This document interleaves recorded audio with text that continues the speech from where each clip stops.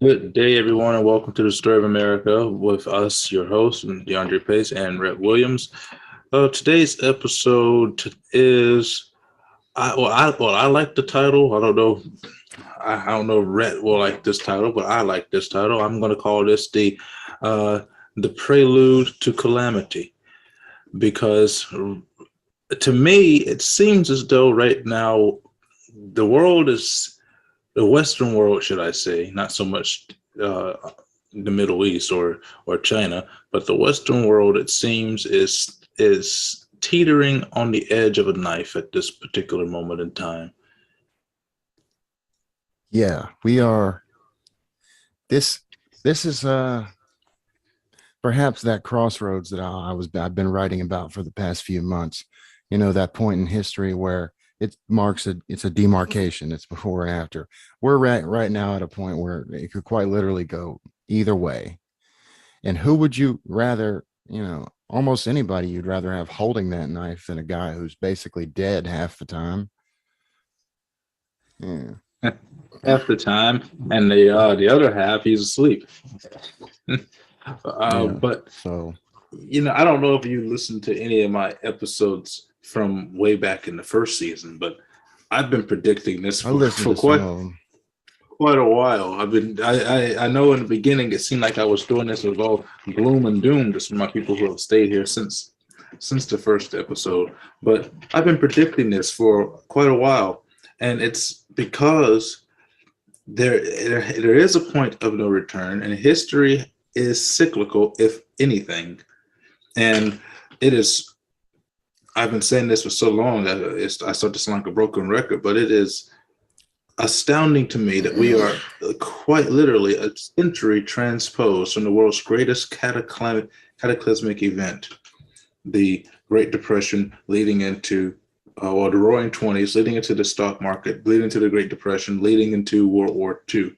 We are literally 100 years and doing the exact same thing 100 years later, Yeah. almost exactly the exact same rollout, almost even, because what do we have in 1918?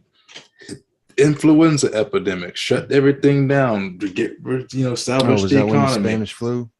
I thought the Spanish Yes, is 1918. oh, And yeah. then we had a roaring economy in the 1920s. We had a roaring economy under Donald Trump up until 2020.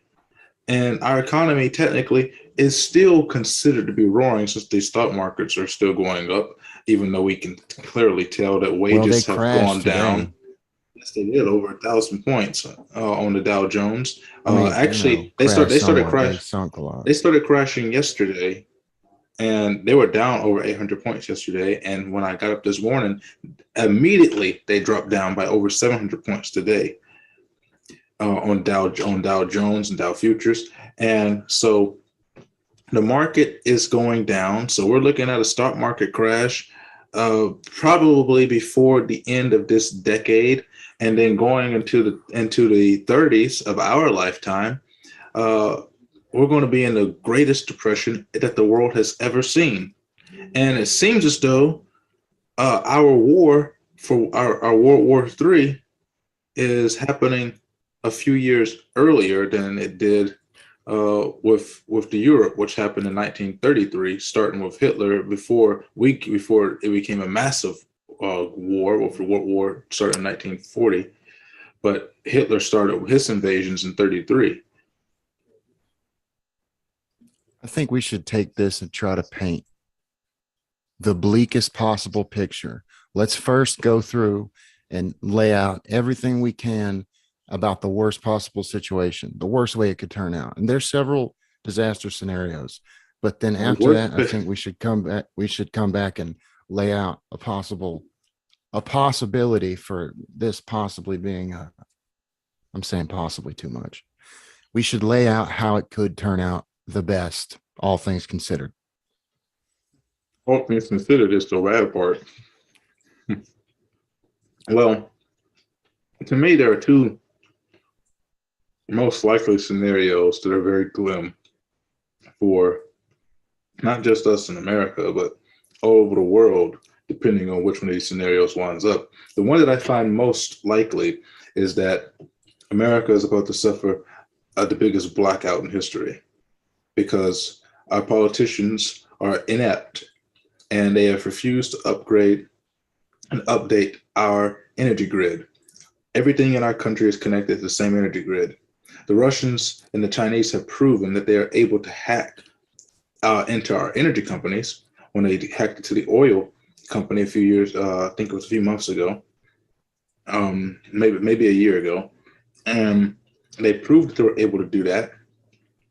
And so that proves to me that they have the capabilities of hacking into America's energy grid and shutting it down. Well, if they shut down the energy grid, we're basically in the dark, and that starts World War III because you're going to be on edge because you don't have any way of being able to defend yourself or gather intel because everything's shut down. Our internet shut down, our electricity and things like that shut down. Everything energy related is shut down thanks to this blackout that's going to happen, in my opinion, due to a cyber attack. Because we all know that cyber warfare is the most dangerous threat to us right now, par nuclear warfare. And then there's the second catastrophic event that could possibly happen, and it's almost tied to the first one, and that is if we do wind up going into World War III, which I do believe that we are, World War III is most likely going to be nuclear, and if that happens, God save us, because Putin, he's 69 years old, he's on the way checking out, he's got nothing to lose and everything to gain. And if he does decide to send nuclear weapons into America, let's hope his aim is right. Because if he so much as hits the middle of the country, the wrong area of the country, he will set off a chain of events that will completely destroy the world as we know it. We all know what lies especially in if it's too close to the Yellowstone. That's an Mount apocalypse Yosemite scenario right there. Yes. Yeah, we're The all dead. entire Western Hemisphere is gone, and the nuclear winter that will come from it will completely destroy the Eastern Hemisphere. So but you know what?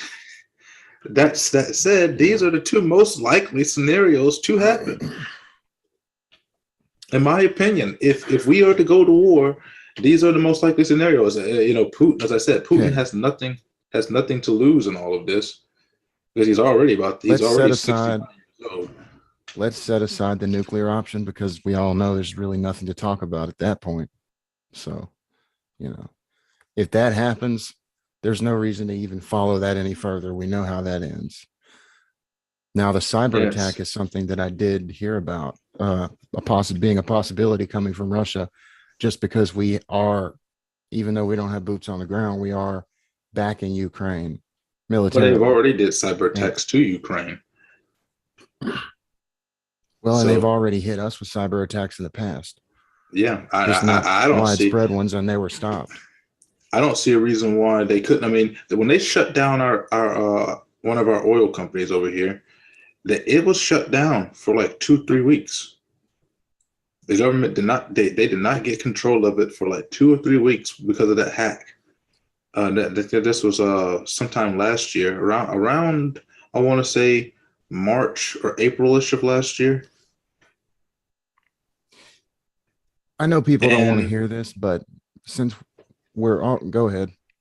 Okay, I'm saying, and the case being is they're like, oh well, it's a short period of time to be without energy.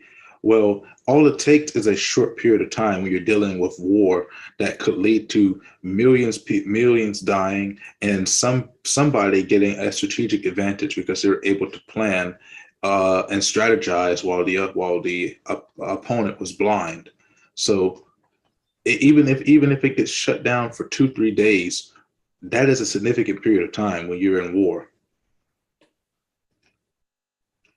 So Let me try to remember where I was going with that. Oh, okay. So if we go back in time, 2014, they take Crimea. Obvious, it's a strategic position for them because it's their only warm water port and the only access they have to the Atlantic, or well, to the Atlantic Ocean that's not frozen. So they basically just let them have it.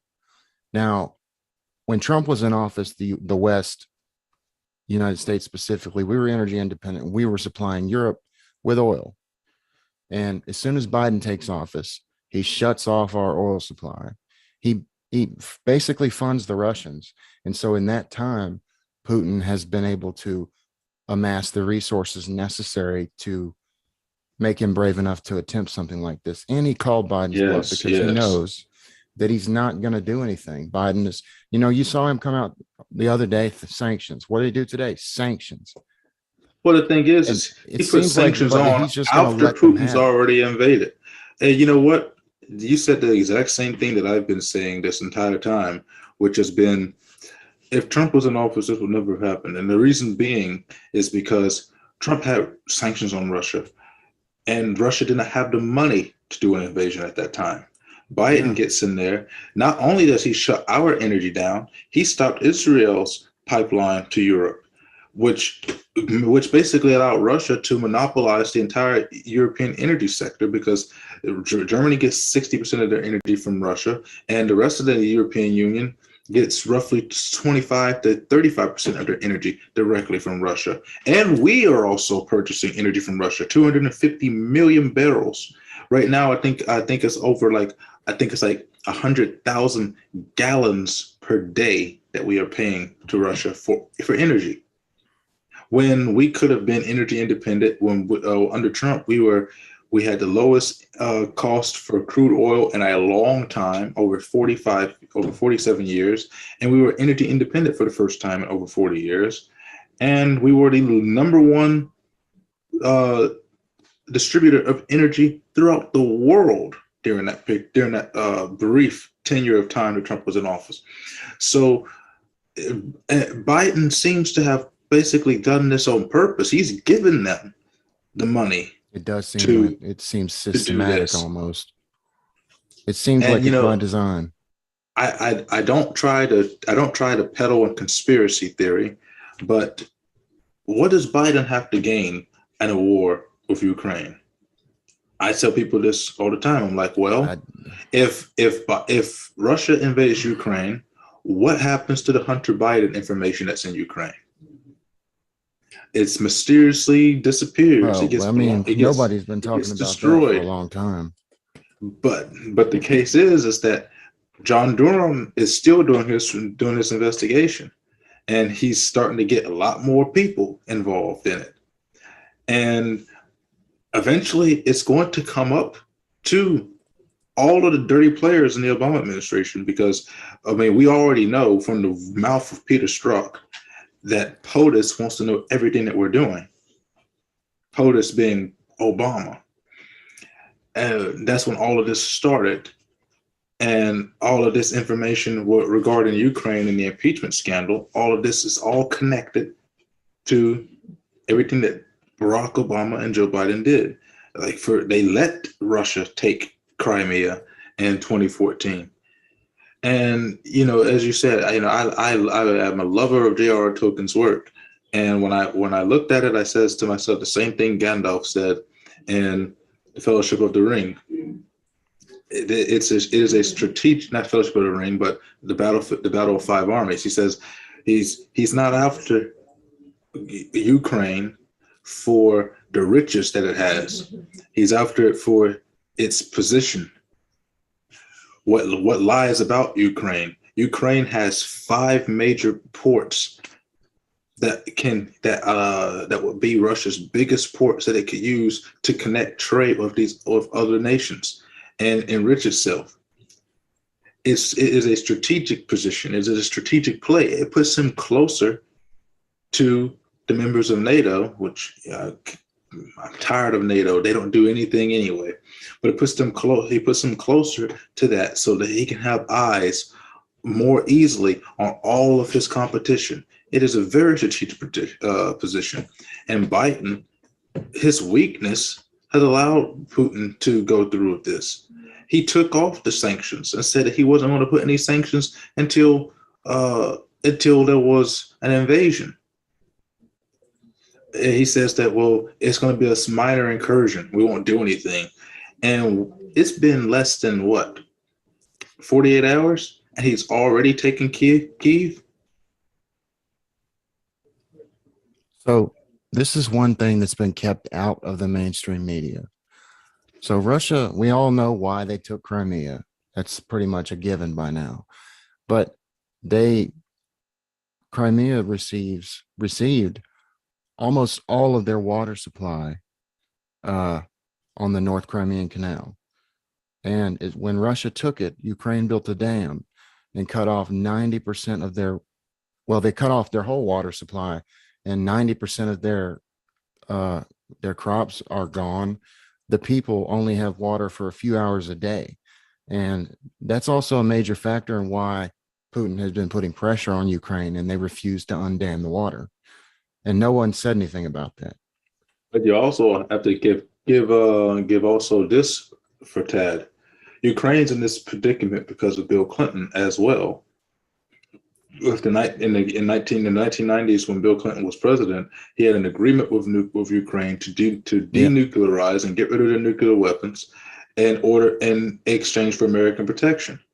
Well, I don't want us to go to war, but if there was a deal involved in that, you would think that the presidents or Congress would do everything in their power to prevent a war or invasion of Ukraine from ever being possible in the first place. And that's one of the reasons they wanted them to join NATO. Well, we've seen today they took Chernobyl, and we all know what happened in Chernobyl. Oh, yeah. Well, the first article, it turns out the first article I read about this was false, but the earliest one I saw this morning actually said that they had accidentally destroyed the power plant, which was pretty scary. But then it came back that no, they just took it. They didn't destroy it, because if they destroy it, the elephant's foot is still down in there. If that gets out, man, that radiation, if you get anywhere near it, you'll drop dead instantly. And that place, and it's the radiation will be there for like hundreds of thousands of years. Chernobyl is a beautiful place right now. The wildlife and nature has taken over that entire city. It looks gorgeous, but you let some of that stuff that's been sleeping dormant under the earth's soil and underneath all that debris and other security methods that they have put in place come up to the surface. There goes that. You know, it's times like this. I was talking to my grandma about this earlier. Like, man, I'm really glad our ancestors made it to the new world. However they got here, I'm glad they did, because the old world has been in flames from the very beginning, and it still is. In times like this, I wish I was your grandmother's age, so I could not be around when things start to get bad. Well, I can't. There's something about this that makes it more of a fatalistic attitude. You know, if it's going to happen, it's going to happen. But we got to do what we got to do anyway. It's certainly an interesting time to be alive. It's exciting to me, but it's also, you know, it's a little scary. But I never expected that we would be facing our own Great Depression in our lifetime. I figured that this event would probably take place a generation after ours. You know, like when we're old, maybe. Yes. But you know, and then it goes on. You know, a lot of people say that most civilizations tend to cap out at about 250 years. Well, America, we're at 242, 244, somewhere around there. And yeah, you know, Abraham Lincoln has said, quoted saying that if America were to die, it would be by suicide, not by some other foreign power. That's usually how it is. Great empires Well, it's more complicated than that because, yeah, it is first and foremost the internal strife, but external strife adds to that. And that's what's happening now as well. It's the whole world, but it's us. And And all this is happening because the West, and specifically the US, has lost their influence in geopolitics. well, it's not only that, but I'd say a lot of it has to come to the fact of, uh, you know what Section 5 of Article 3 of the Constitution says about treason. It says that treason is defined as levying war against them being United States, and or levying, not levying, but giving aid and comfort to the enemies of them being the United States. And it seems as though our politicians, particularly those on the left, are uh, all giving aid and comfort to all of our enemies. Look at what Biden did with removing the Yeah, Taliban off I of our mean, no travel it's list. I think we're I obviously it's treasonous, but I hear that brought up a lot, and I just don't really think much of it because you know that's been going on here for a long time, and it's like who's going to enforce it? Nobody. The people in power are not going to impose it on themselves. The only, I mean, see, we had.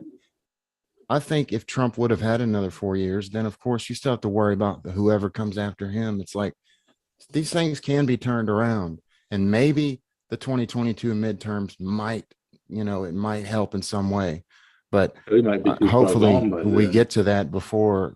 I mean, then it wouldn't matter. So I'm talking about in the event of us not, ruining things, for us just sticking out just long enough to make it. I mean, you wanted to make this as I gloom. fully expect civilization to collapse. Well, I'm saying I expect civilization to collapse before we Oh, make it it's going multiplanetary. to. It's. And I'm not saying multiplanetary, but it's going to collapse. But you wanted to make this as gloom and as doom as possible. So I don't think there's anything more gloom and as doom for American people, particularly those of us that live in the South of Mississippi, than the gloom and doom that's going to happen to our pockets as a result of this. Gasoline prices are going to be reaching over $4 on a national average. I was just told by a friend of mine that lives in New York that gas prices is already over $6 oh yeah, in New York, well, and you energy might as costs well. directly raise the cost of everything else. If it costs more for fuel, it's going It's to gonna cost the truck collapse. I drivers know that. more to transport it. If it costs the truck drivers more to transport it, then the producers are going to raise the cost of their goods. If it costs more to get the goods on the shelves, the stores are going to raise the sale price of the wholesale price of these items in order to make profit. And so it's going to get horrible. I mean, you've already seen inflation target meats where chicken is up 24%, beef is up 32%, milk is up by 15%. I mean, it's going to get a hell of a lot worse. And I expect some of these to be over 50% in cost by the end of this. And people are really going to start feeling the effects when it starts to affect the cost of bread and bottled water. Okay. So right now, the national debt is $30 trillion. By 2026, Medicare will run out. By 2023, Social Security will run out. I think by that Yes. point, the dollar will have already collapsed. And Our dollar is basically let's say that worthless we after split we're up. out and notice.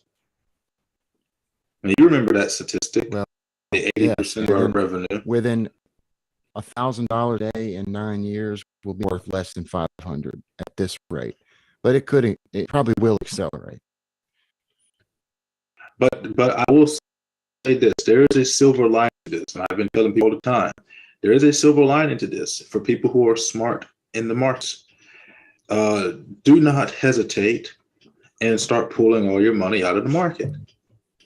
Keep it in there because the market always recovers. With the policies that FDR put in place, they say he may have extended the Great Depression by 10 years. Or the buffoons that we have I think that will probably be about 20 years of extended depression.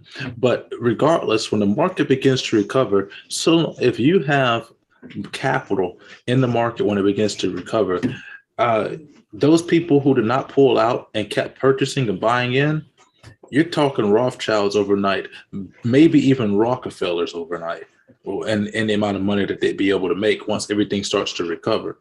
The problem is who has the money to take advantage of that? It's certainly not the small people right now.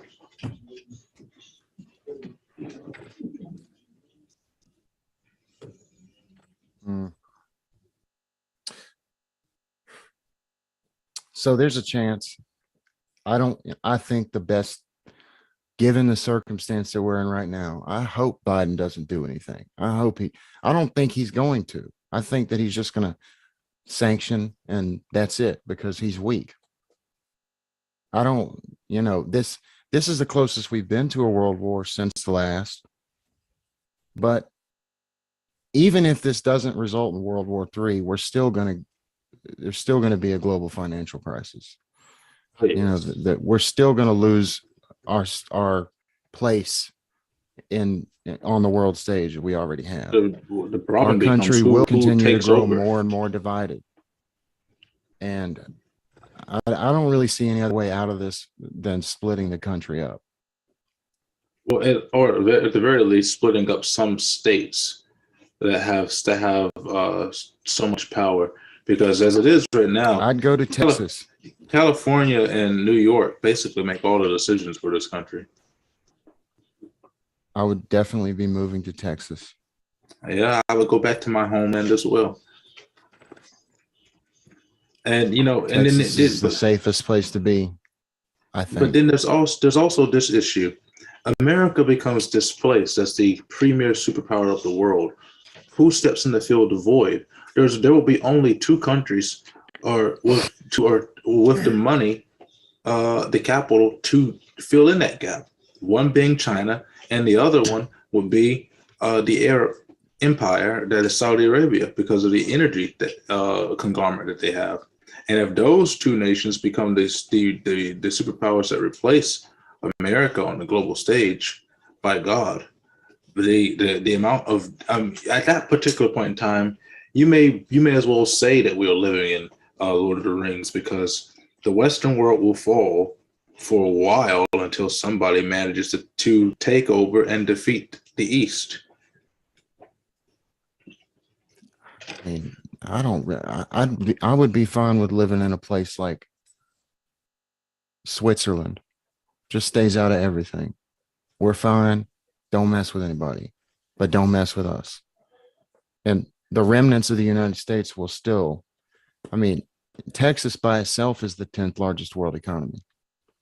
Yes. And there's U.S. states that the state of Florida has basically the same GDP as the whole country of Russia. Yes. California has more GDP than like the next 4 or 5 countries combined. Well, California is going to become a third world country if it isn't already. Yes, if I think it if probably if we break up the country, California's income goes kaput. They go bankrupt. They can't make it without everybody else. Yeah, well, and that's not California has they have one of the second largest economy out of the United States. First being New York, but California's problem is despite having the second largest economy out of the United States, they have the highest debt out of the United States, even higher than Mississippi's debt. So California cannot afford to be their own nation. They run out of money without government funding.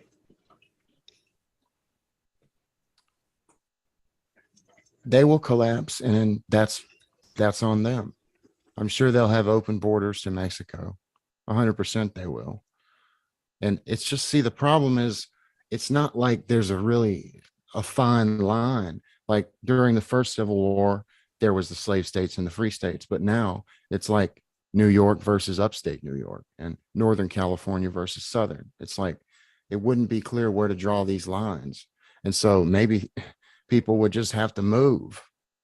But the biggest It would problem that's not be going to an easy happen, transition. It would be bad. the biggest problem is even creating the breaking up of the states, because we all know that the convention of the states is not going to happen because of the restrictions that Congress has put in place on getting to a convention of states. Oh, it would require a conflict. It would require armed conflict. Yes, it would. And it would be a bigger bloodbath than the Civil War ever was.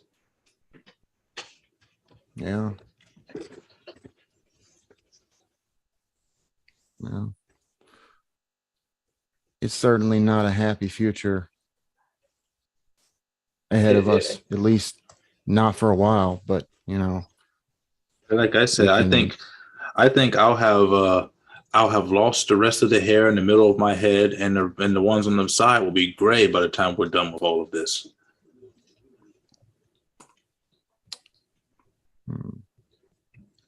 I really see that we are going to be hurting for a good while to come, particularly people in our generation, because it is now on us to bear the front of all of this. The generation that caused these problems, they're checking out. They're going away. I don't mean to play the victim card or blame the older generation, because I think that this generation has a lot of at fault for the reasons why they don't have any money, especially considering that once this transfer of wealth comes in, this generation will have received the greatest transfer of wealth in history. But the problem is that transfer of wealth, because of the actions of this previous generation, is basically nothing, because the inflation has wiped that stuff to zero. Yeah, this is not the same world that they grew up in. But all of that is factual. All of that is true, but it's still up to us to clean it up somehow. Yes. So it's a day by day thing, I suppose. It remains to be seen how we're going to do that. It's just we have to. And I cannot think of it's hard to think of solutions that we haven't already stated. The problem is who is there that we can look to that will be able to implement these solutions? Because let's face it, the chances of Trump being around another 10 years, slim.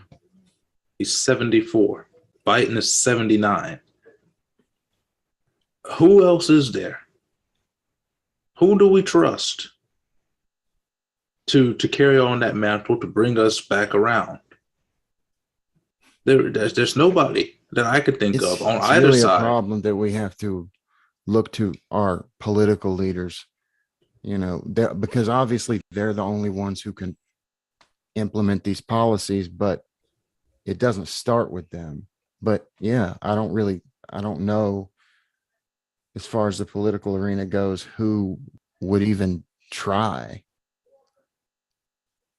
I have no idea. And it seems like that's a question we've been trying to confront since I came on the show. It seems like every other episode before, we're talking about who is this going to be. Before you came on the show, actually, I've been toiling around this since before then, because I've been saying that after Trump, that's what really matters. And I don't think that Pence wants it. I don't think that he do all that well. I don't think that Ben Carson wants it anymore. And then there's the other overlying issue, is that all of the candidates which I just listed are old. And so these are the problems that we are facing. Not only is there an age problem, but there's a severe lack of leadership, true leadership, that can pull us through the next age. And it's at this point that I actually believe that America's democracy will wind up becoming a uh, some form of monarchy involving the Obamas. I don't know about that. If the country splits up, then they might. I don't really know how to address that. But a monarchy is, we've tended to do that with our presidents anyway, because that's like we put that weight on the first family. And the thing about England, or should I say the UK, is that they still have that ceremonial figure to bear the weight of that symbolism. And they also have a government leader. In America, that's why we kind of made a monarchy out of the presidency, because we didn't have anybody to bear that ceremonial burden of representing what the culture stands for. And we did that with our presidents. And it's, let's say we managed to get control of the reins of government and make it a small government. Let's say we wind back the clock to 1776 and start again just like that. Why would we think it wouldn't turn out exactly the same way in the future again? And that is the biggest problem. Our Constitution is by far the single greatest document in the history of the world when it comes to a person's rights and liberties. And there is no country that even comes close, that even compares to the Declaration of Independence and our Constitution. It's not even comparable. But there are issues with our Constitution that that aren't inherent to the Constitution itself, but have become issues due to the current Congress and many of the things that Congress has done and rules that they have put in place, that if they would step aside and do their actual jobs as they are supposed to, many of these problems, these footholds, would dissipate. Getting rid of congresspersons should not be this difficult. Term limiting Congress should not be this difficult, but Congress continues to put rules on the books, and they have gone well beyond and above what the Constitution has authorized Congress that they should be able to do. They have gone well beyond that, and it's relatively only in modern time that they have taken this massive seizure of power. For a great portion of our history here in America as a union of states, the Constitution the Constitution and Congress particularly has sort of remained hesitant to interfere with daily human living. But over the last 40 or so years, that's when they started this rapid seizure of power. And I mean, our Constitution is only pretty much there for ceremony now. Nobody is upholding the Constitution as it's supposed to be. I think I think the seeds for this kind of growth were planted long before 40 years ago, though. And that's why I know that. I think they're planted, but I'm not sure. I'm not sure if it's possible. Even if we managed to take it all the way back and restart the clock, I feel like it would turn out the same way, because this is because of the system that was set up. This is how it turns out. You know what I feel like of us talking about this?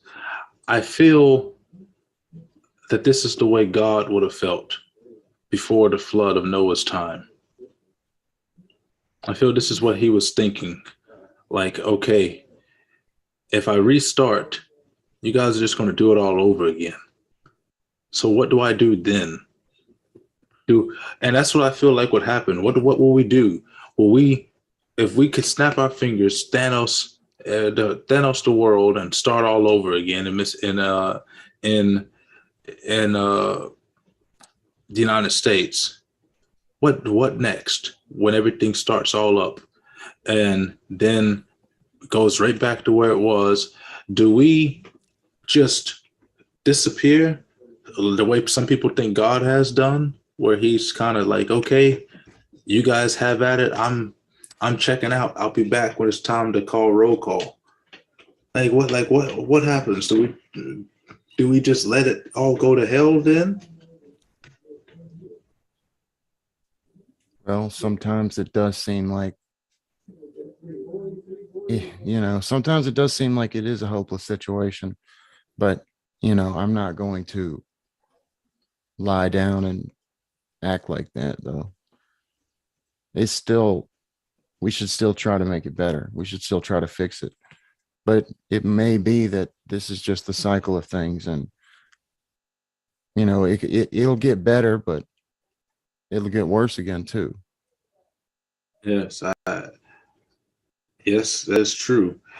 One of the things that I have learned through watching history, though, is for the most part, as history gets, as things get better in history and then they get worse, when they get better again, if the cataclysm was not too great, when it gets better again, that peace tends to last for a longer period of time than the previous. The problem that I think that we face here is what this calamity would bring. And as you know, in the words a lot of people are going to die. Of Albert Einstein, that he said that he does not know what World War III will be fought with, but in World War V it will be of sticks and stones, and that's because he believes that a war of that catastrophe, you know what he meant when he said that, would set us back to the dark ages. And humankind has had that happen before, where the technology that we had was basically reset. I mean, you had things like the Ottoman Empire, Roman Empire, and all of those things. They were flourishing, had technology far advanced of what would happen when they finally collapse in the Dark Ages, the Middle Ages, as some people like to call them, the medieval times began. It was a complete reversal of everything which was learned. They lost all of that. Yeah. Then even before that, you had the Bronze Age collapse. And I mean, imagine if everything was if we were just set all the way back to the Bronze Age. Imagine how long it would take us to get the internet again.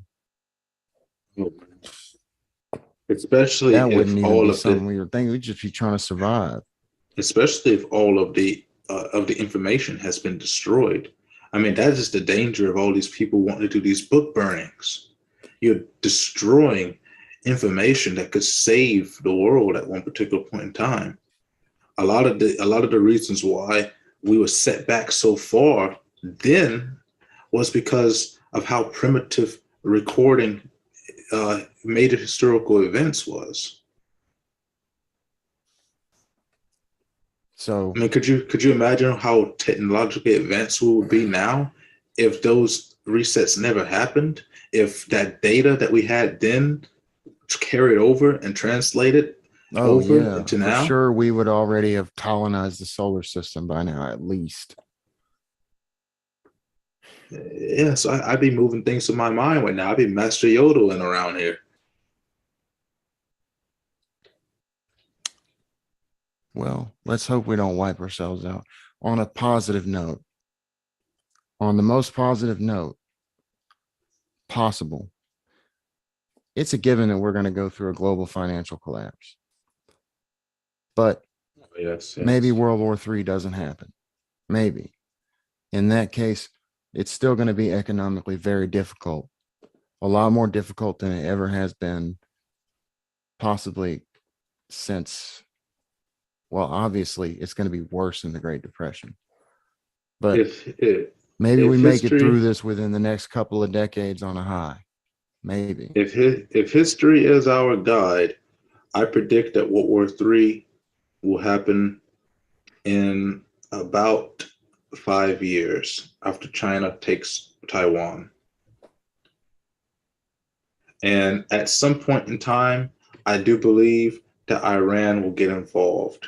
It'll be the East versus the West yet again.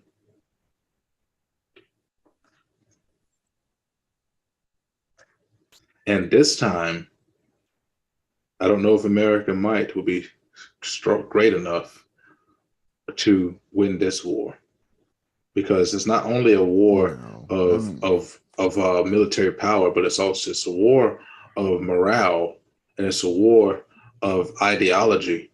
And Americans have lost morale, and the ideology of the Americans have shifted so far to the east that none of the I don't people think even want a war. No citizens in any country want a war. This is the government's. I mean, protesters are got arrested in Moscow protesting their own government. Nobody wants this. This is not something that this is a government thing. You know, at least in the world wars, the governments are the people in those countries, in our country, and in those other countries, at least they wanted to be fighting. They had something they could stand behind. This is not the case now. but You do know, you what see if everybody in the military, what if we just said no, like we're not doing this anymore? the inherent danger in that though? If that is the case, if these people, if our military does not fight when they are told to, what other recourse will Biden's administration push to? I'm not, no. You're misunderstanding me here. I'm talking about what if the people of the world decided to stop doing what their governments wanted. They That's said, what no, I we're not going mean. to go fight. If they did that, what is the recourse that their governments would take? The missiles, the nuclear They weapons. can't do that. They can't do that by themselves. It's only a button away for some places. It's not that. Law This is still missing coordinates. the point. I'm This not is still saying missing the point. I'm saying that government officials, not the people themselves, their government officials know how to operate that machinery and know how to target. Man, you're just being a contrarian now. It would be a lot better if all the people of the citizens of the world, the ones who are going to go out and fight, just stopped. It would I know be. that's not going to happen, It would be. It would but be ideal, but it won't. The Ukrainians are going to fight to protect themselves, and can you blame them? They're going to. They're going to be massacred. This is going to be tragic. 150 Ukrainians have already been killed. At least from my count of my report this morning that I listened to. There's no telling how many have died throughout the night.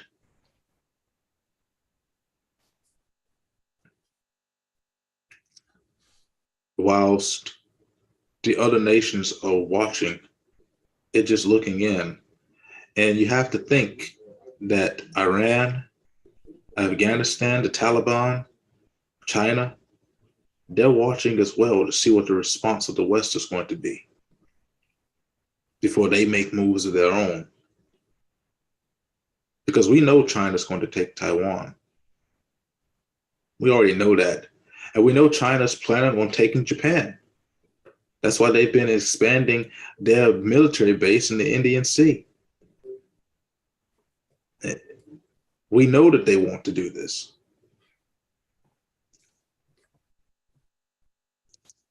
It's just a matter of when they do it, because they're watching the response of the West, more particularly the response of America, since America likes to put its business where it doesn't belong and proclaim to protect all of these nations that could be protecting themselves, like Japan. there's no good response at this point. But if there is no response, the response that the East will make may make the decision for us. If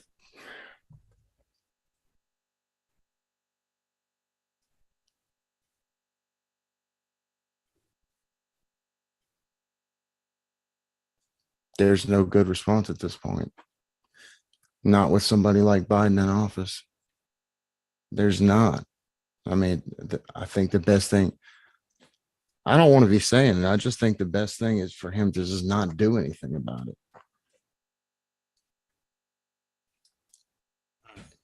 That they can't. I have to We should at respectfully least disagree. take solace in the fact that, well, what should he do? What should Joe Biden? What would you want He him should, doing?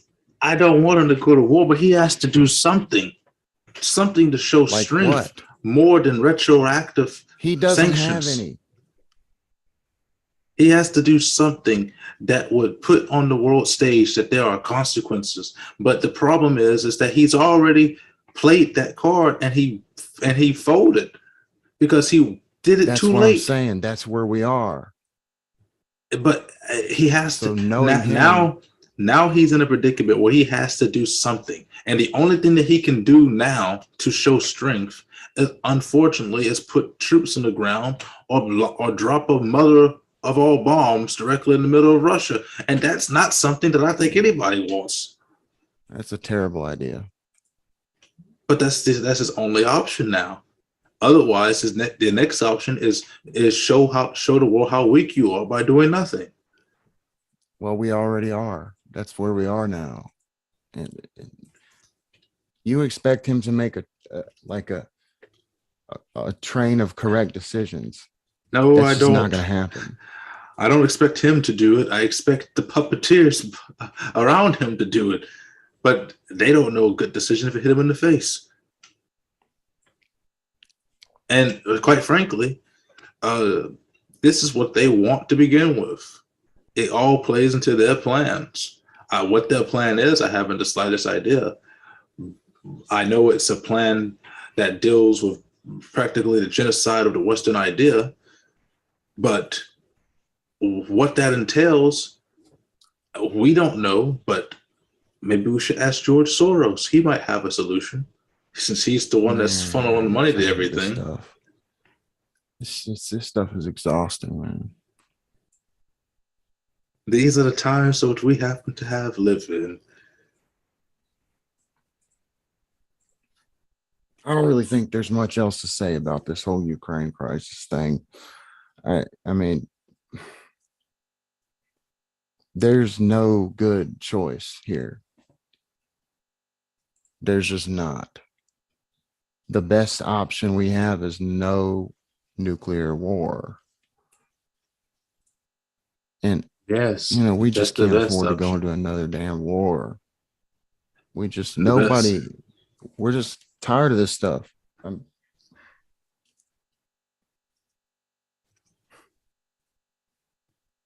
That's our best option. Joe Biden can't be trusted in a position like that. So hopefully the 2022 midterms do something. Yes, but then we have the problem of these nut jobs in Congress that are pushing Joe Biden in that direction. Wicker, Graham, Schumer, Turtleneck.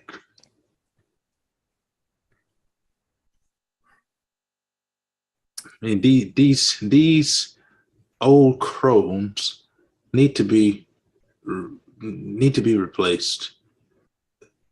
This is a pardon my French, but this is a shitstorm that we have never seen before. I mean, this is a massive debacle, and the only solutions that we have left are to do nothing and get screwed, or to go to war and end the world and get screwed. Yes, that's the only option, and it's not funny, but it's the only options that we have.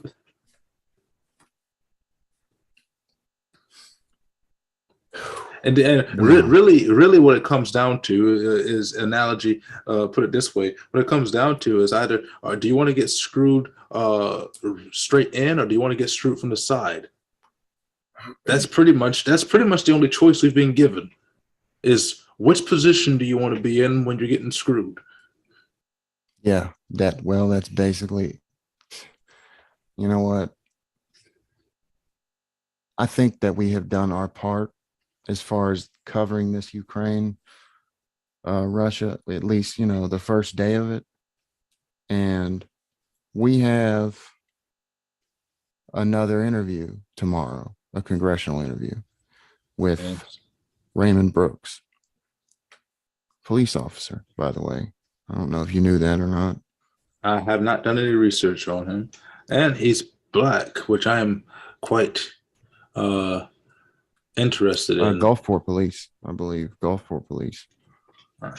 I'm quite interested in Anyway, seeing a black Republican south of Mississippi running for Congress.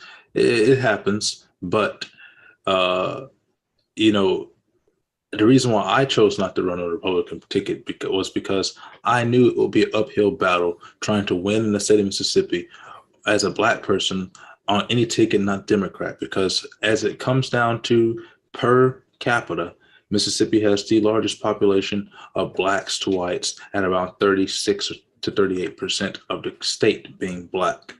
If I lose 38% of the vote, well, we can't even say that because you might want to say that maybe about, if you go by Trump's numbers, about 8% of the vote would be Republican. So if I lose 28 to 30% of the vote, I instantly lose the election.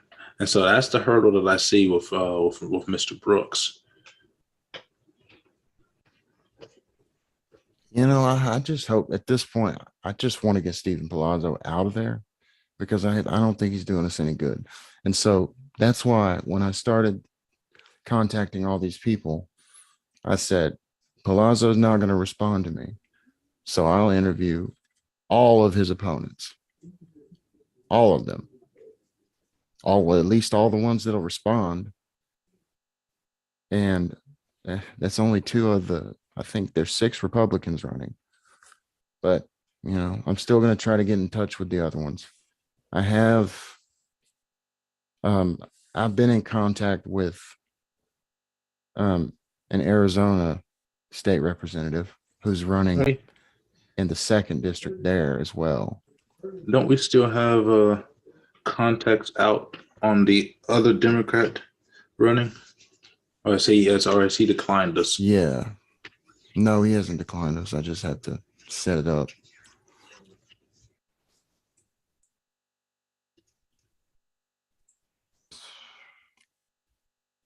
I'll start doing my jargon on And getting some of those people as well.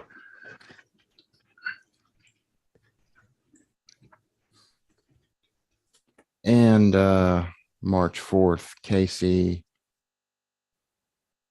I don't know how to say his last name. He's the host of Free Speech Northwest. Yes, I remember that. He gave a like to our Facebook page, and I believe he has liked and shared some of our most recent content as well. He also sent me a friend request on from the Facebook page, so I'm looking forward to that one as well. I think it's going to be fairly fun, very interesting, but and it obviously will give us a lot more people that we can get in front of. Um, I'm still going to try to make the YouTube thing happen, but obviously there's certain things that we can't say when for thanks to YouTube. So I have created us a Rumble account and I've uploaded a couple of our interviews there also. that's very good. And Trump's social media network Truth is supposed to be coming out soon. However, It's out now. I don't see it on Android. I think it's only on Apple products right now because I looked for Truth Social on the Play Store and Google did not have it. Yeah, that's weird. I didn't actually. I signed up for the email thing, but Yeah, I have the emails, but Google is censoring again. That's just like they took Parler off of their off of the Play Store. Okay. So yeah, you got to download it from the web. You can't download it from the Play Store. You just got to search for it. It says coming soon to the Play Store. So it's only available on Apple right now. It's not available on the Google Play Store right now. So the only way that we can use Trump's social media website is currently if we have an iPhone, or just do it on our browsers.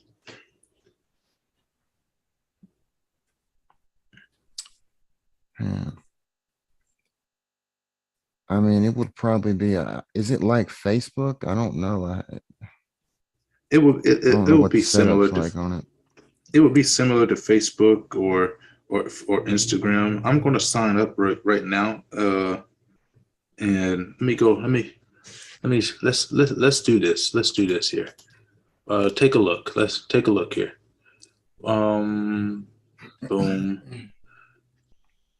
Okay, so let's see. We're gonna go do some work. Do a search here. Truth Social. I'm sharing my screen here. So this is what it looks like. As you can see, it says coming to the Play Store soon. So I'm going to sign up. All right, let's fill out this category. Boom, boom, boom.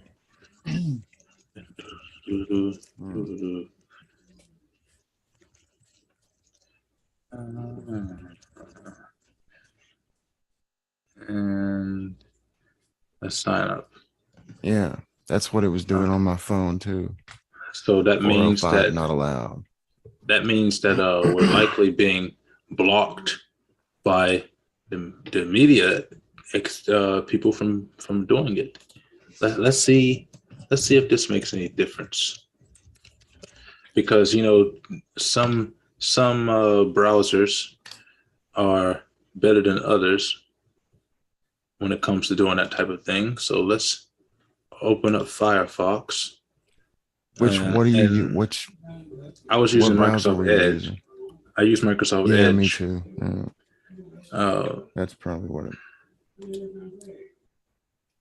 Let me go to Google Chrome and see as well. If I couldn't get it on Edge, I probably won't be able to get it on Google Chrome either, because if it's not on Play Store. Let's see. This is Google Chrome. Same thing. 405 not allowed. All right. So let's go to Firefox. Firefox.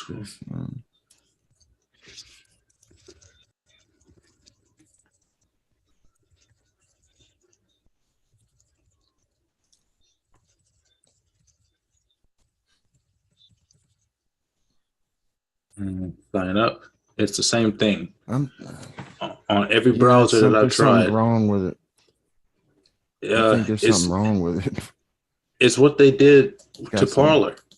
It's what they did to Parler. They stripped it of its rights. They did this to Parler. Because see, this is Parler. If I still have it, my Parler account, and they completely took Parler down. You can't get it on the Play Store. Parler just came back about 2 or 3 months ago.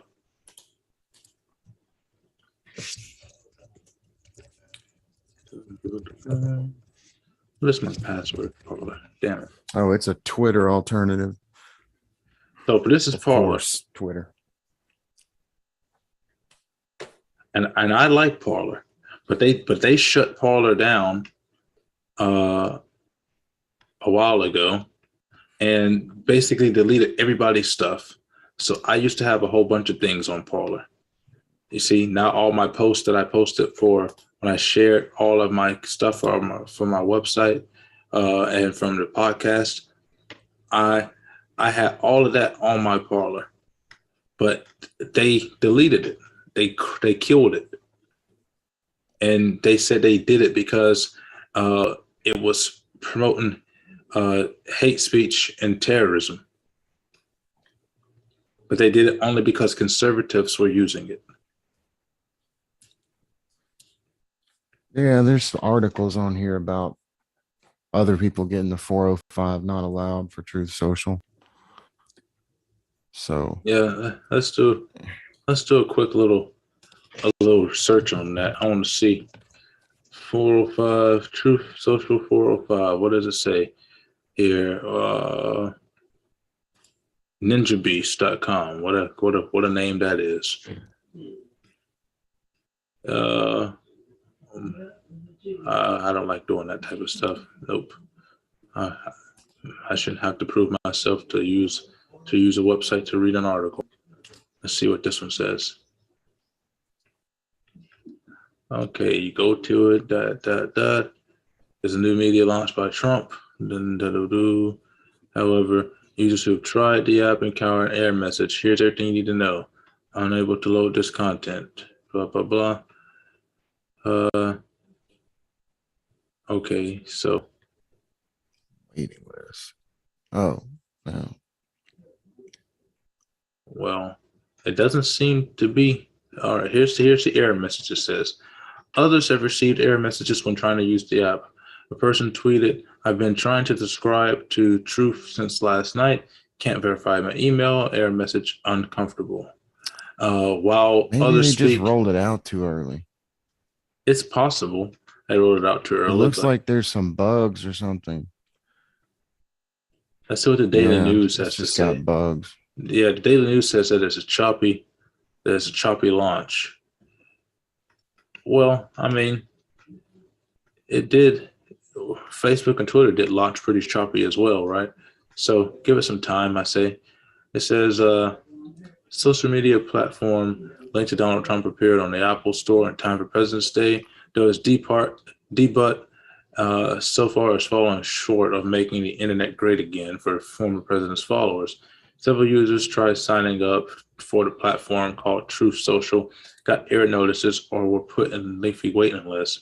Numerous attempts to register on truthsocial.com were met with a 405 not allowed message. The MAGA alternative to Twitter, which booted Donald Trump from the platform after January 6, 2021 insurrection, which he was actually booted far earlier than that, was created by Trump Media on Technology Group, former representative. Wait a second. I want to address this because this is the reason why Trump calls them fake news. Twitter banned Donald Trump long before this. Donald Trump's Twitter account as the sitting president of the United States was inaccessible for the last 2 years of his administration, of his office. He lost his account long before the January 6th supposed insurrection. Yeah, and he could. I don't remember exactly when it was. But I don't follow Twitter. I don't like Twitter. I don't use it, but I have to address that. So now it says former Rep Devin Nunes, a Republican from California, is the CEO of the 45th President's new technology company. He told Fox Business last month that Truth Social will be up and running by the end of the first quarter of 2022. A note on the app's Apple Store message indicates bug fixes on Sunday night. While Trump has trumpeted his latest attempts to create a platform that will allow him to speak freely, Nunes assured Fox Business and Truth Social that Truth Social will be a family-friendly social media outlet. Then let's talk about some Twitter stuff. And they're talking about tweets, blah, blah, blah. So really, there's not a lot of information about this. So yeah, maybe you're correct. Maybe it's just timing. Maybe they just started it too early.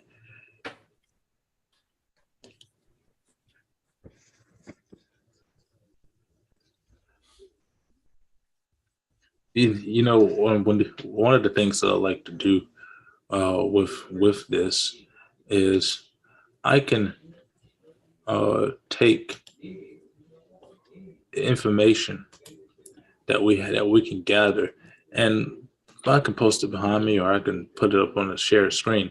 But I also have given you the authority to share your screen whenever you want to. I allow multiple people to share screens at the same time.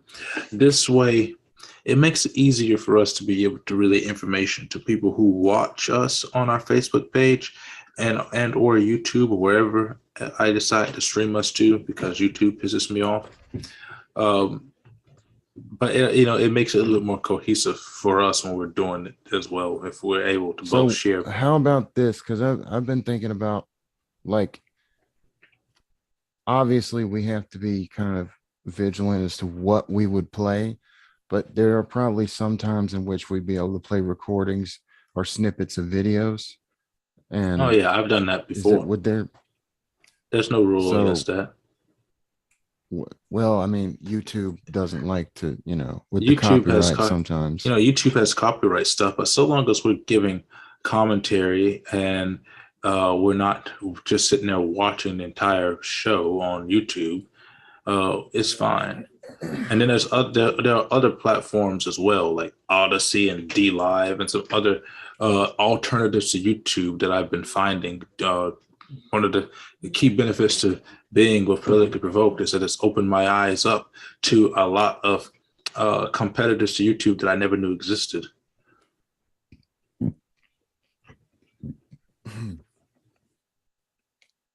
Yeah, the Rumble. I mean, obviously, it's going to take a while before the app is as good as the YouTube app, because the Rumble app is nowhere near as good.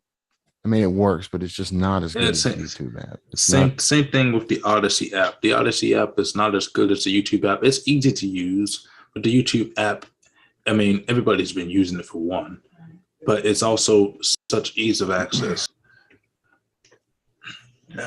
Easy to learn even for elderly people. But we have to take advantage of all of those alternatives, because the thing is us being a platform that's all about freedom of speech, that's all about telling the story that each of us live every day, regardless of who likes to hear it, because it's the truth. And if we're going to get censored because they don't want us to talk about topics that are affecting day-to-day Americans, day-to-day human beings, because they don't like what the science has to say, or that somebody has an opinion of the science that is different from their opinion, then quite honestly, I really don't want to be part of those platforms. I don't want to be part No, of any platforms it's not worth it. that censor our ability to be able to speak, especially considering that much of what we say, if not all of what we say, is completely accurate and and uh Yeah, I and rooted wouldn't. in truth. I would not. I'm pretty sure you'd probably agree with me on this too. I would not sign a contract with a company that wanted to censor what we say, no matter how much money they were offering, unless we got the Absolutely. freedom to say what we wanted to say, to have complete control over our what we say in our show. Then I don't want it. I don't care how much money it Absolutely. is. Absolutely. The money is not worth it. What is worth it is making sure that people hear the truth. That's the only thing that's Yeah. worth it. If people don't like the truth, if they have a different opinion, then we have various methods in which you can contact us and relay your opinion. We'll have you on the show and talk with you about your opinion. You can debate us on it. We can have a simple discussion on it. That's what grown adults do. They exchange Yeah. information Well, with one another, I would have no whether they problem agree with, or disagree. And if they have don't anybody on the agree, show. they get up, they say I disagree, that we hash it out, you talk about it, and you go away with a different perspective, hopefully, than you did when you came. And that's for both parties that were involved in the debate.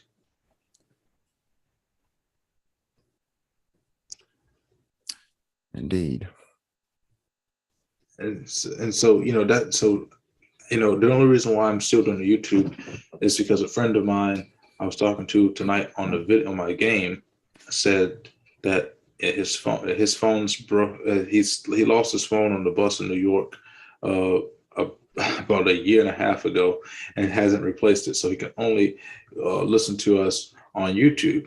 Well, I said to him because Wow. for his PlayStation, and so I said to him, "Well, PlayStation has Spotify." I just I googled it tonight to make sure, and so he said he's going to look into it, and he also has contacts with the office of SoundCloud, which they exist within his building in New York.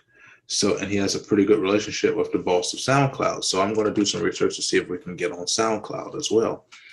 And Yeah. Well, as um, many platforms, see, we should just keep, putting stuff on YouTube as long as they'll let us, but, you know, well, as that's many what other I'm going to platforms do. as possible. I'm going to keep put things on YouTube, and they're going to keep. We just a certain stuff that we can't say. So some content will just never go to YouTube because otherwise they'll strike the channel and delete it, and take the channel down. And And every time they do it, we just tell everybody they did it.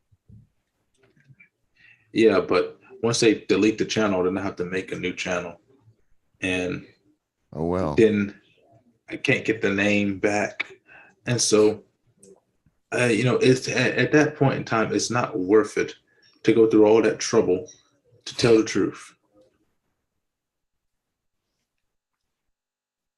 But No, I'll not if we continue have all to these other sources. I'll continue to post content there. But if we mention something, I mean, yeah, but it's strange because we questioned David Sellers on COVID as well, and they did not delete that video. Um, Yeah, we, I let, did. I me, don't, it is kind of weird. let me take a look here because if I take a look at Story of America season 4 of the videos that we have a video interview with David Sellers. I have a video of me with Jay. Um, I haven't uploaded the videos that we did with Aaron or Alden because that was before I created the YouTube channel. But we have that video with Jay and David Sellers and me with Michael Jordan. But we talked COVID with David Sellers. We talked COVID with all of our political candidates. The one with David Sellers didn't get deleted.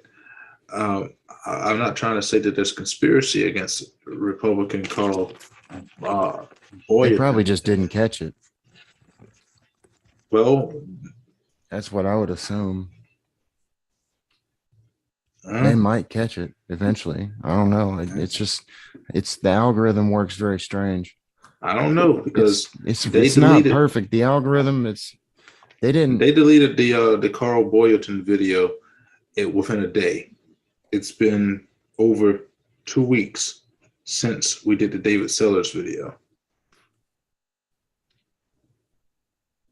Then it probably just slipped through the cracks. I mean, the algorithm's not perfect. It's not humans watching all the videos. It's just an AI, and it's not perfect. It doesn't work all the time. So it's weird how they strike some things and not others. Well, apparently somebody had to watch it because I appealed the strike.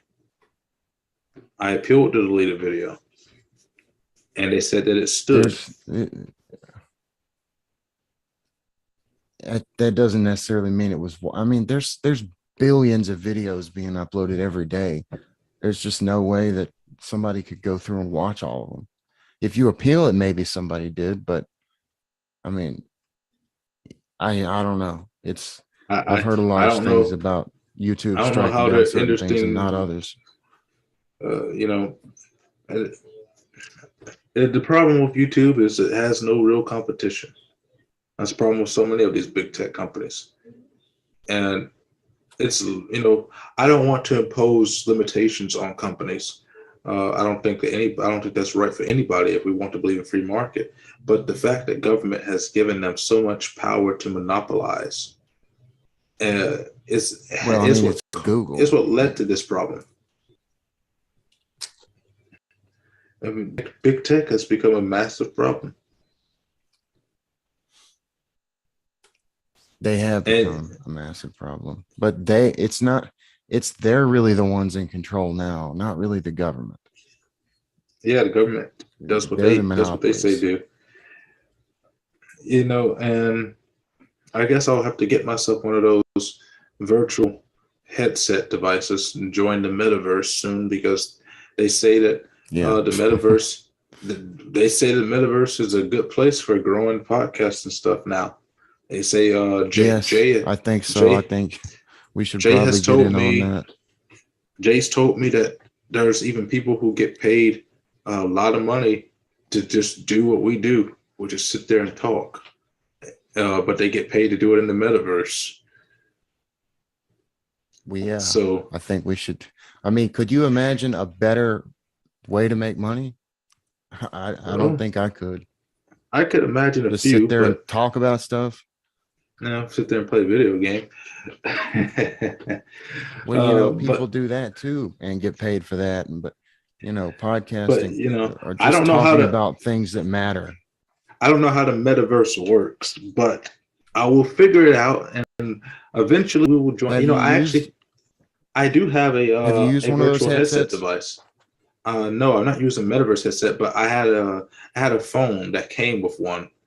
And phone, I'm talking about like an Oculus Quest. No. Those things are amazing, man. They are amazing. I don't have one, but I've used one, and I definitely want one. They're only like $250 right now. That price is probably going to raise tremendously, so it's probably best to get one on order while we can get it cheap.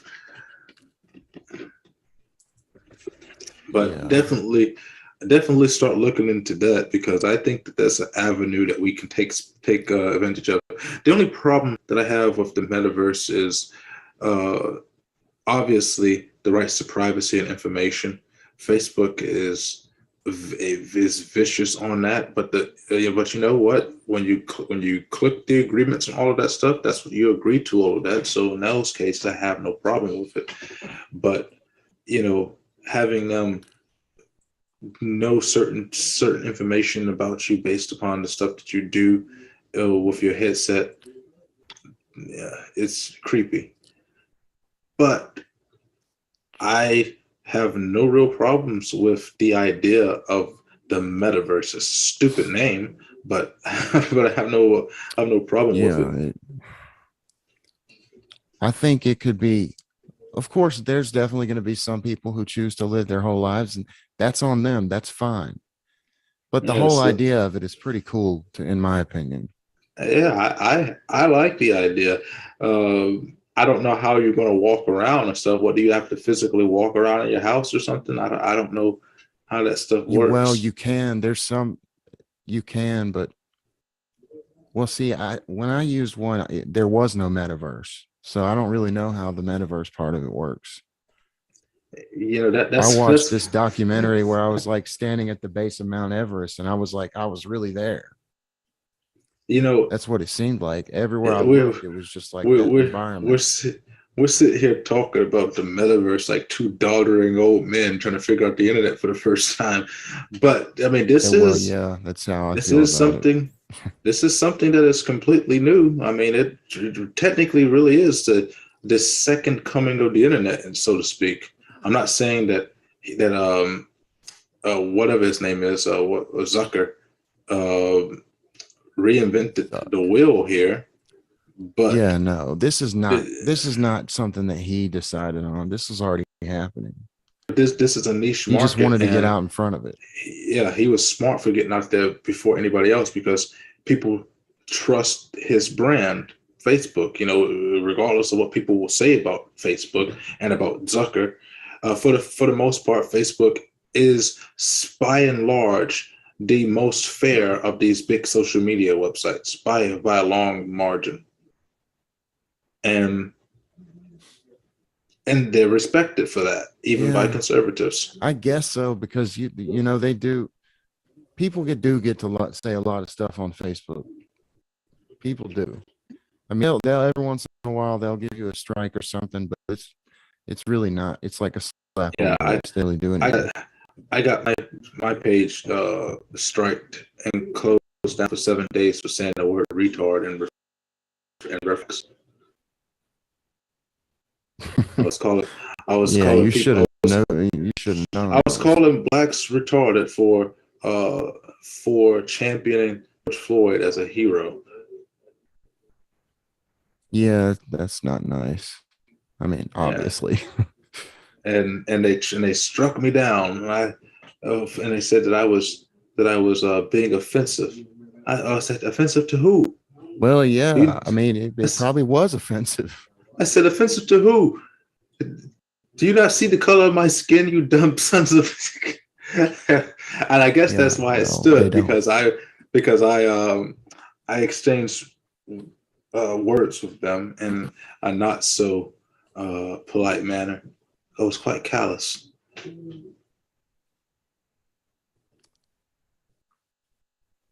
Yeah, $300 actually, sir. The MetaQuest 2.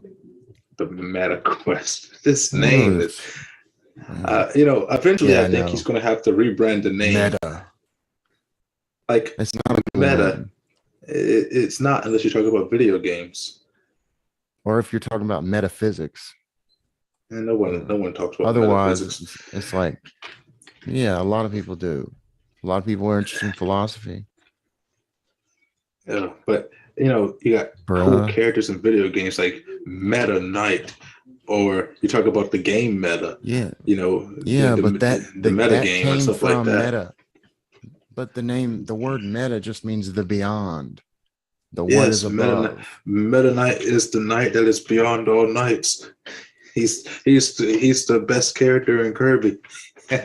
Well, it's a Greek word. But yes, I know most of the time when you hear it now, it's in relation to games. But metaverse, the verse beyond the verse. How can this be beyond the universe when it is within the universe? It's the metaverse because it's augmented reality. It's the world on top of the world we live in. I guess I don't maybe know. that's what he's going for. I don't know. It sounds pretentious. It is kind of It's pretentious. pretentious It's and also self Cyberpunk and self 2077. and self-exalting. When you call something a verse, you're making yourself the god of that verse. I do this quite often because I write books that involve the omniverse and ultraverses and all this other shit. Pardon my French. But in those books, as I write them, I have to embed myself in the role of God to create all of this. So Zucker Mark calling it Zuckerberg is, yeah, he's the he's the god meta of the god. metaverse. Yeah, the meta god. May as well call him the beta god. Did you see that picture of him whenever he came out introducing it? Yeah, And he he was looks like in a this robot. video, and there's like a freaking, yeah, he had a bottle of Sweet Baby Ray's on his bookshelf, just by his Yeah, like books, just freaking yeah, barbecue like sauce. like this is what Trying hard you to be human. use every day. We It's we just know like, damn real. You don't even is eat this like, am I ribs. being human enough? Isn't What he the fuck is up Canadian? here? No. I know that's Dorsey I'm thinking of. No, Dorsey's Californian, isn't he? One of those Jack tech Dorsey. bastards is Canadian. Um, I don't know. Peter Thiel, is he Canadian? I have no idea. Yeah. None of them are human. Well, I think maybe one or two of them we just never hear from. I mean, the Twitter guy, he's worse than Dorsey was. The one that took over from Dorsey. Well, yeah, Jack Dorsey, I think he was actually at the beginning the one who actually did he seemed more libertarian than the rest, but he just didn't do Yeah, enough to help. he seemed more human. But then as he started getting called out on it, he's like, "Oh fuck this! I'm rich enough to dip out." He just didn't.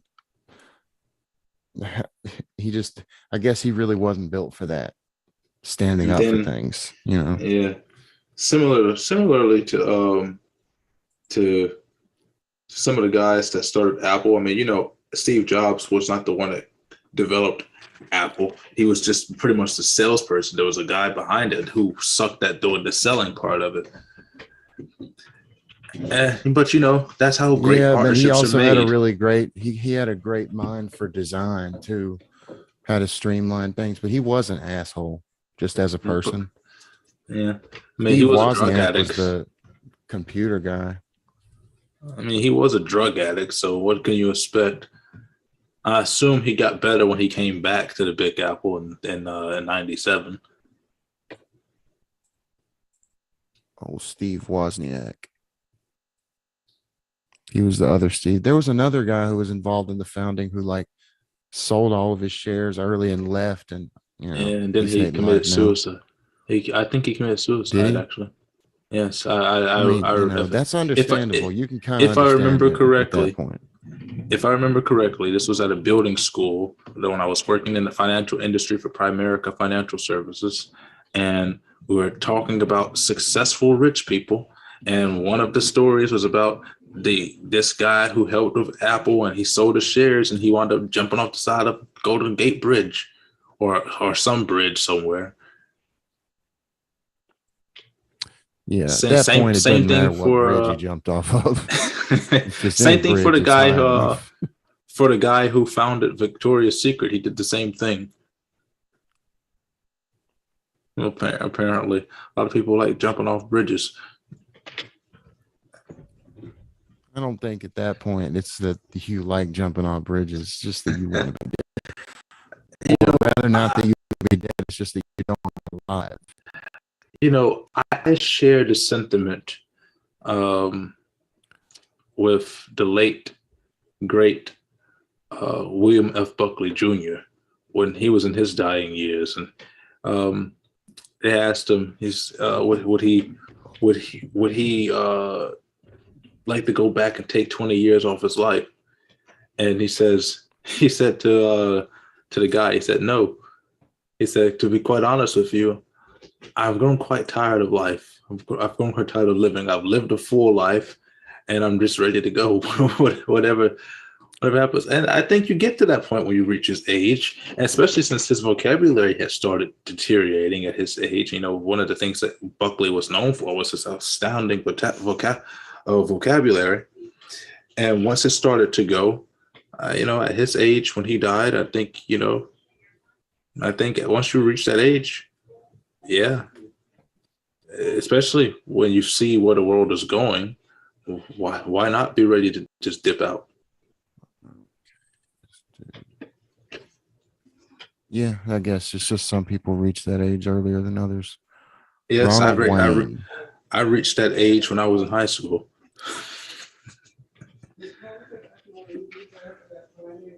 I reached that age right after high school and stayed there for a while, but I actually don't feel that way anymore. I Oh, actually feel like maybe there is something to look forward to. I start to feel that way more and more as I started doing this show. But for a while, that's where I was at, particularly after my health went south and I became terminally ill. I was like, I'm just ready to go. Like it's time.